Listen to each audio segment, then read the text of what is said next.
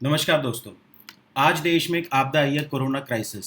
सभी परेशान हैं, डेथ नंबर बढ़ रहा है and people are running here and there to save their relative. कोई ऑक्सीजन जुगाड़ रहा है तो कोई रेमडेसिविर। देखिए, ऐसी ही एक आपदा देश में 70 साल पहले आई थी, पार्टीशन, बंटवारा, 1947।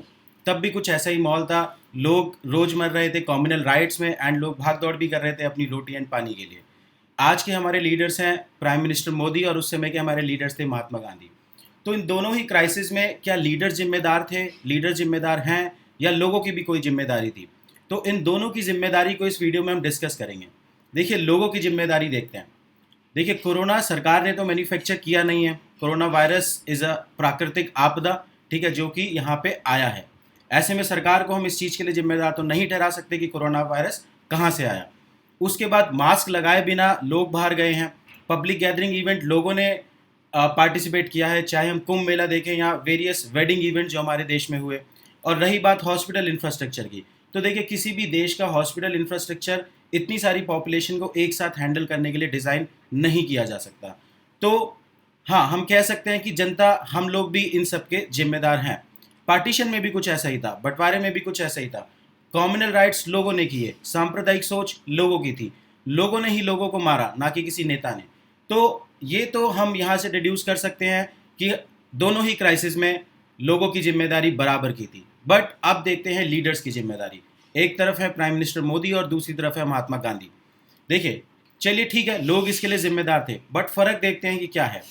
जब देश में बंटवारा चल रहा था तब महात्मा गांधी ने, मैं आपको बताना चाहूँगा, एनसीईआरटी बुक्स में लिखा है, तब महात्मा गांधी ने एक भी इंडिपेंडेंस डे सेलिब्रेशन जो कि पॉलिटिकल इवेंट था उसमें पार्टिसिपेट नहीं किया, नॉट इवन सिंगल।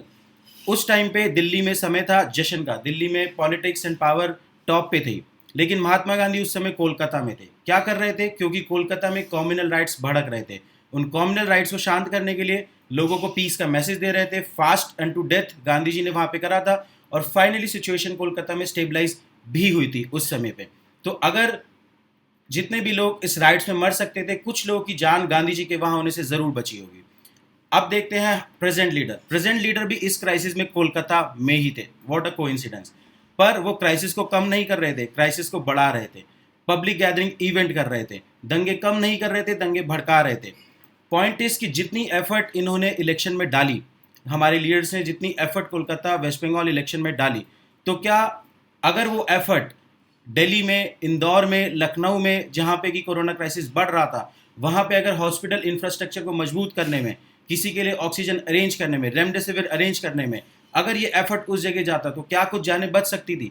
मैं मानता हूँ कि ये कोरोना क्राइसिस एक प्राकृतिक आपदा है, कुछ जानें ज़रूर जाएंगी। पर अगर लीडर्स रिस्पॉन्सिबल रहें, अगर लीडर्स एक मैसेज, स्ट्रॉन्ग मैसेज दें कि लोगों को मास्क लगा के रखना चाहिए। हमारे लीडर्स खुद मास्क नहीं लगाते और डिनाइल मोड में रहते हैं कि नहीं ऑक्सीजन अवेलेबल है, ठीक है ना। हर जगह लोग आज देख रहे हैं कि लोग रोडों पे ऑक्सीजन के लिए जा रहे हैं। तो अगर लीडर अपनी रिस्पॉन्सिबिलिटी निभाते जैसे कि महात्मा गांधी ने उस समय पे निभाई थी, तो ये कोरोना क्राइसिस हम जीरो तो नहीं कर सकते थे, पर इसको बेटर मैनेज जरूर कर सकते थे।